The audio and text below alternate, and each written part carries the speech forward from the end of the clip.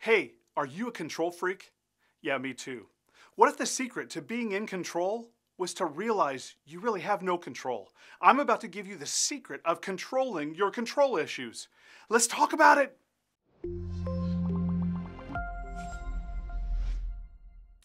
Barry Smith here, and I'm not a best-selling author, but I did author a book that sold dozens of copies, and I've been a pastor for about 25 years. What I'm going to share with you today, if you'll watch to the end, will not only help you with control issues, it will free you up to have more peace in your life. And if you're new here, please be sure to subscribe to our channel to hear the entire 4-week series. Gandhi said, "I do not want to foresee the future. I'm concerned with taking care of the present. God has given me no control over the moment following." Well, that's pretty good spiritual perspective, but it leaves me still with no control. I like what Groucho Marx said. Man does not control his own fate. The women in his life do that for him. I love being in control. My wife does too. The problem is, we're not in control. And if you're like me, that can lead to a feeling of despair and possibly depression. We all know what it feels like to be out of control, whether we're trying to control our circumstances or our entire lives. We've got these high expectations that often lead to high frustrations because our expectations aren't being met. Maybe we've been accused of wanting to have everything go our way. Ever heard that? Or maybe we've been called a perfectionist or highly critical, or that nothing is ever good enough for us, or that we're always blaming others and holding a grudge. Some people think that we're just impossible to please. And in return, we think the world is against us and that no one's on our side. So we naturally try to take control. And that can lead to extreme behavior because we start saying, what if? What if my kid doesn't get healthy? What if I lose my job? What if I don't have enough money to pay rent? What if my kids go off the deep end? And so we try everything that we can to take control so that we can have some peace and freedom in our life, so that we can know that everything is going to be okay. But then in an instant, it's not okay. 18 years ago, before my first child, Max, was born, we spent about $800 on a doula with private classes for natural childbirth. We did the education, we did the breathing, the relaxing, positions, music, birth plan, the whole shebang. But then bam, a 9-pound, 13-ounce, 23.5-inch toddler was trying to get out. After 26.5 hours of labor, a lot of stress, and multiple suctions, and me almost coming across the birthing table to punch our female doctor in the throat for what she was doing to my wife's private parts, and my son's poor giant head trying to peek through, Max was finally born. But it was a bloodbath war zone in that room. My wife, Tammy, had nerve damage, foot drop, and needed a blood transfusion. But she wanted to nurse, so we couldn't do the transfusion. To say the least, things were out of my control, and I felt helpless. You see, when I think I'm in control with a well-thought-out plan, like natural childbirth in this case, there's this almost euphoric feeling like I'm in charge, and I have peace. But that's always short-lived. It's when I realize that I really have no control that feelings of despair come, and that's awful. We all have areas where we try to take control, our careers, outcomes at work, environments, for our kids, trying to help them avoid poor choices. And here's a big one. We try to control people's perceptions or opinions of us. Anybody wrestle with that one? Yeah. We try to manage our reputation and the rumors about us. We try so hard to control our schedule, our health, and if we're honest, we try to control almost every area of our lives, especially relationships. But what does all that effort get us? Worry, busyness, anger, frustration, stress, and the feeling of being more out of control than ever. And even if things go well, we'll fall to pride. And if things go bad, we succumb to guilt. So you know what all that effort reveals? It's the false idea that outcomes are all up to me. Somebody needs to hear this today, I promise. It's a serious tension that we have to manage. We live with the illusion that we're in control of most things, but in reality, we really have no control at all. And once we realize that, we either freak out about our circumstances or we worship our Creator. Let's face it, our best plans to control things can be changed in an instant. We could lose our job, our health. We could lose a loved one, or we could even be a victim of a crime. A lot of other things could drastically change what we think we have control over. And that's when we find the solution. to stop pretending we're in control and correctly recognize that God is ultimately in control. Which brings us to your message in a tweet. This is the point of the message. This is the idea that if you don't get anything else in what I'm saying, get this one. God is great, so I don't have to be in control. Let that sink in. God is great, so I don't have to be in control. God is great, so I don't have to be in control. God is great, so I don't have to be in control. God is great, so I don't have to be in control. God is great, so I don't have to be in control. God is great. Sorry. God's greatness refers to his sovereignty, that God has all power and is ruler of all things according to his eternal purposes, even when the events in our life seem to contradict or oppose his rule.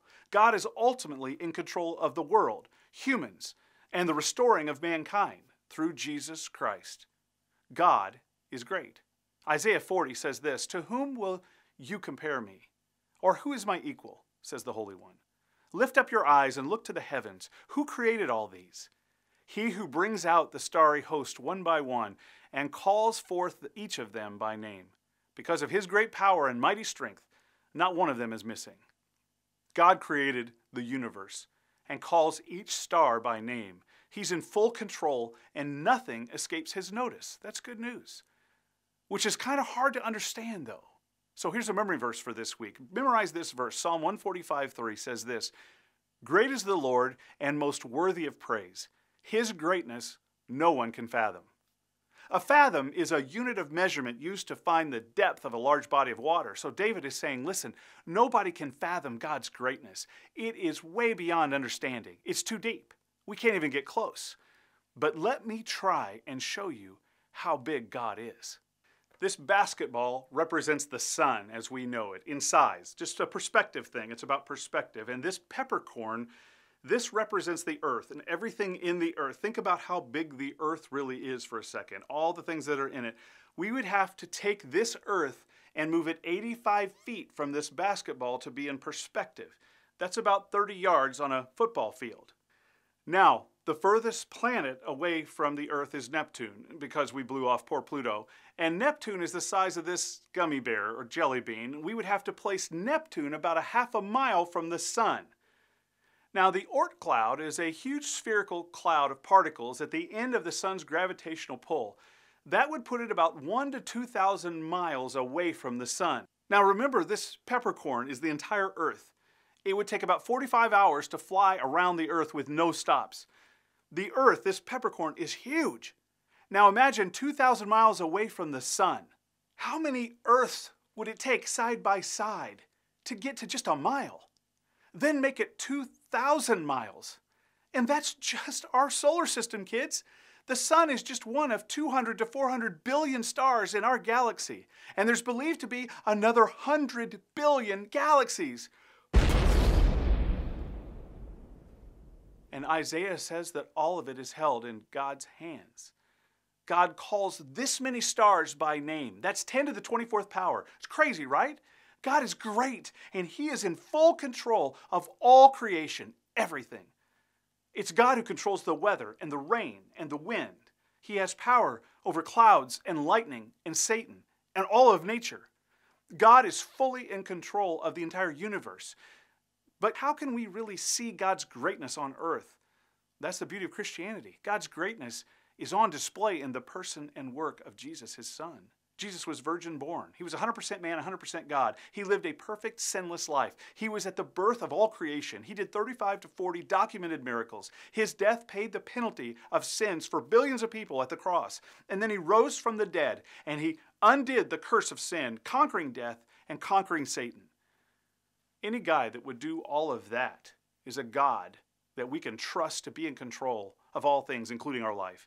God displayed His greatness in the person and work of Jesus Christ. And today, that power and that wisdom is lived out in us through the power of the Holy Spirit. God is great, and He's in control. He's sovereign, even if He doesn't do things in ways that make sense to us or ways that we think He should do it. The story goes, before the Titanic set sail, the Clark family dreamed of moving to America. For years, they saved their money for the maiden voyage. With 9 children in tow, it was time for their new life to begin.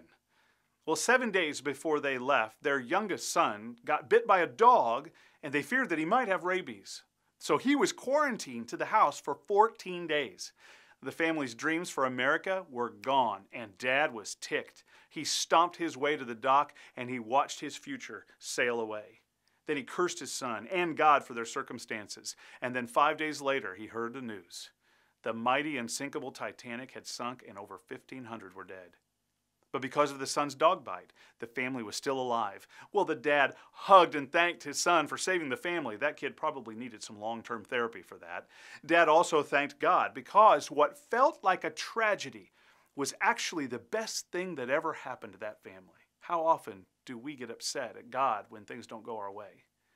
It's the upper story versus the lower story mentality that God is sovereign and He's in control of the big picture while we live out our lives in the little picture underneath the grand story, where we trust what Romans 8 says, that eventually everything works together for His good.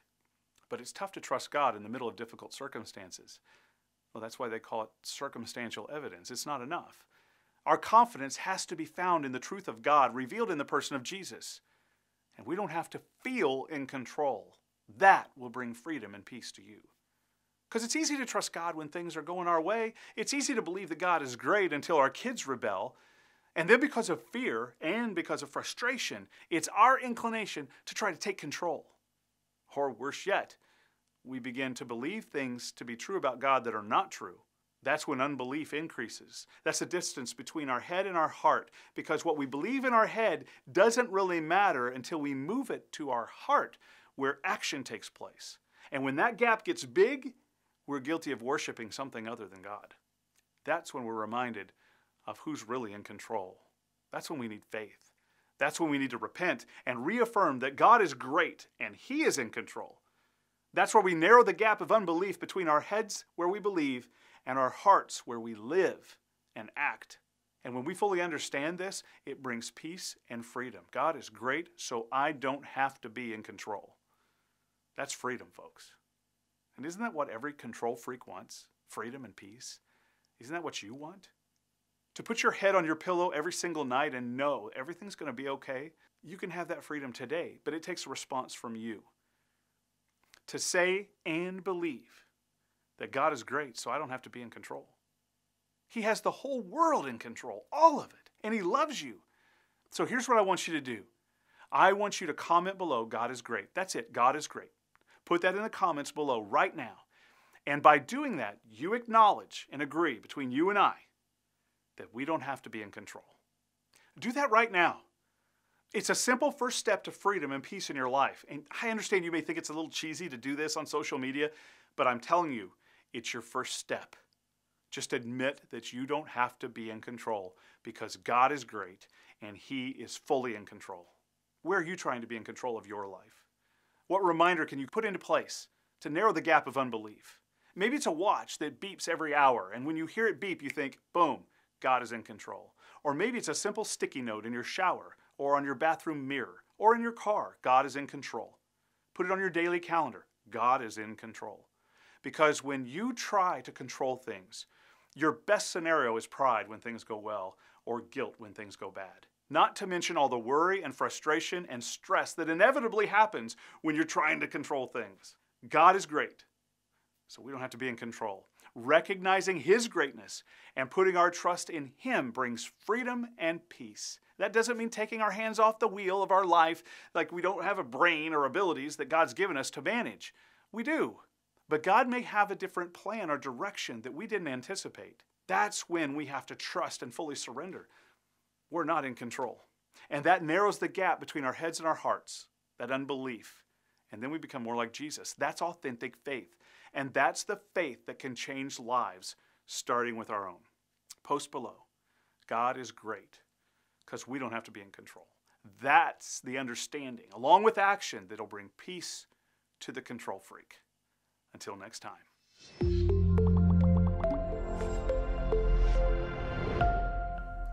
Youchoose provides weekly messages to help you live out your faith. And it all starts with our mission to love God, love others, and make disciples who make disciples. Subscribe to this channel right now and give us a thumbs up or a like, and be sure to subscribe and hit the bell so you don't miss a single episode. Until next time, you can reach us on YouTube, Facebook, Instagram, and Twitter. You can find the links below, and we'll see you next time.